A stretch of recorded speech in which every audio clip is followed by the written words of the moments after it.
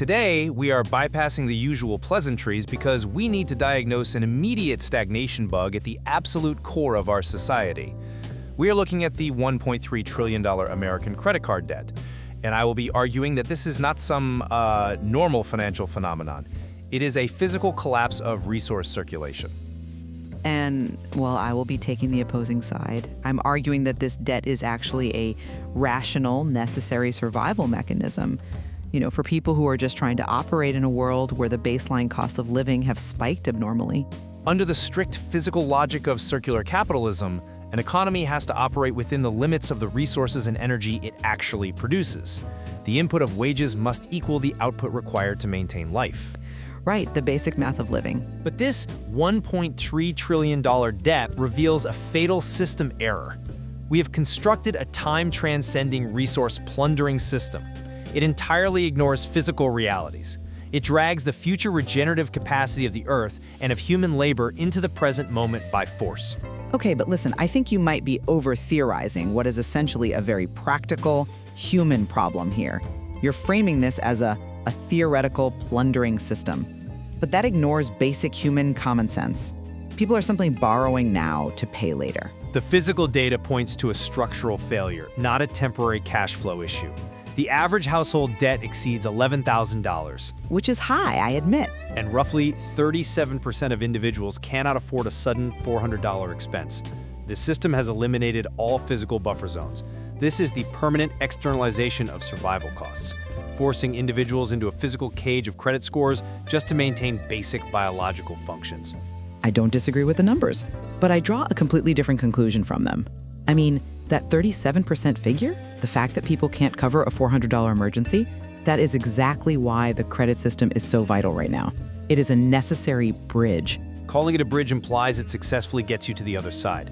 Let me clarify this with the logic of circular capitalism.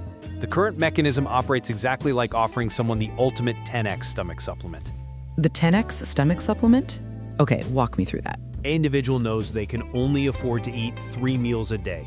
That is their physical limit based on, say, a monthly income of $10,000. Right, their baseline input. Suddenly, a pharmaceutical company, the credit system, offers them a supplement to artificially expand their stomach capacity to $100,000. The marketing urges them, stuff all the buffet menu into your stomach right now. But that assumes the debt is driven by gluttony, like they're just staring at a buffet and choosing to overeat. The physical contradiction is the same regardless of intent. The goal of this system is not to feed the person. The goal is to make them overeat, but paralyze them with the friction heat of 20 to 30% interest rates and permanently extract food from their future refrigerator for years to come. I'm sorry, I just don't buy that. Let me reframe your metaphor, because you're assuming the individual has the luxury of gluttony. Debt is an unavoidable lifeline.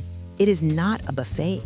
It is the daily special meal. A daily special they cannot mathematically afford. Because the restaurant, our society, arbitrarily raised the seating fees and the air conditioning fees. Imagine that standard $10,000 daily special suddenly costs $11,000. The individual is sitting at the table, actively starving. Taking out a high-interest loan to pay for that meal guarantees future starvation. It is completely rational when the alternative is immediate starvation. The offer to satisfy future hunger right now is a survival mechanism, not a luxury. If they do not eat their future dessert today, they literally cannot function today. Sacrificing future efficiency is a necessary choice when the alternative is immediate physical ruin. If you cap those credit limits or freeze accounts due to delinquency, what happens? Well, people won't even be able to eat the next day. That's my point.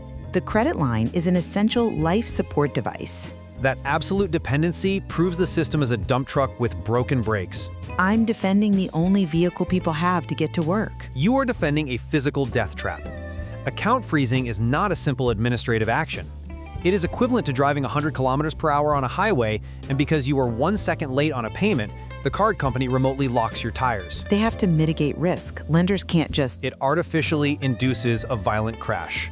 And to make matters worse, the system then charges you the cost to tow the broken car at an exorbitant penalty interest rate. But the individual must drive the car. You are completely discounting the fact that without the vehicle of credit, they can't earn the energy you're talking about.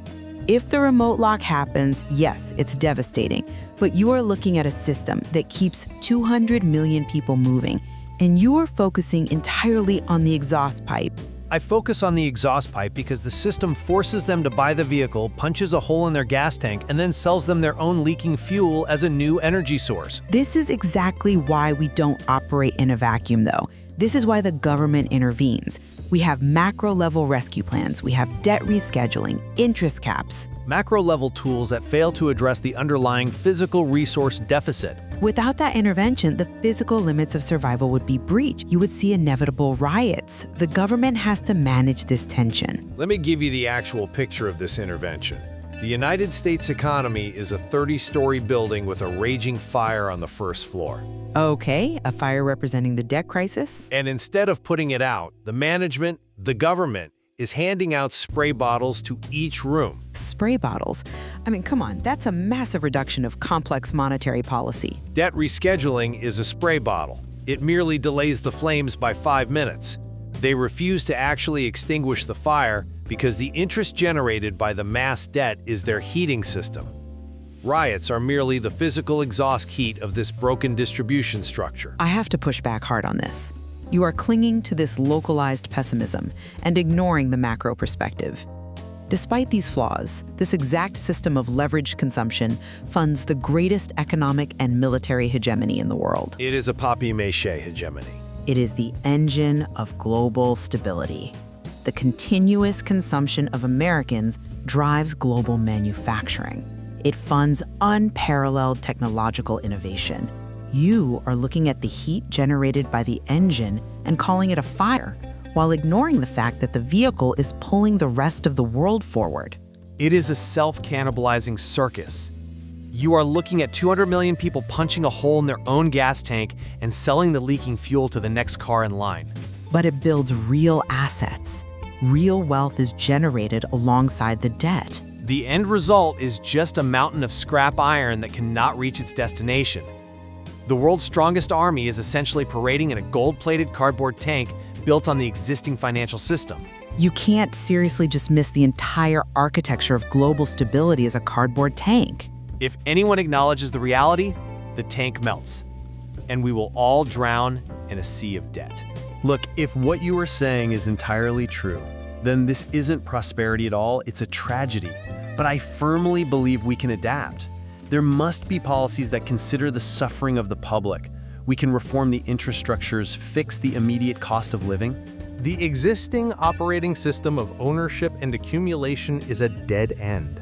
But we cannot just strip away the credit life support that is keeping families fed today. It survives only by continuing to show the dream of a buffet in front of an empty refrigerator. The existing system will inevitably collapse under its own friction. An immediate forced transition to circular capitalism, where physical resources are distributed without the friction of interest, is the only rational investment for survival. We will leave it to our listeners to calculate the odds. Thank you for joining us on the debate.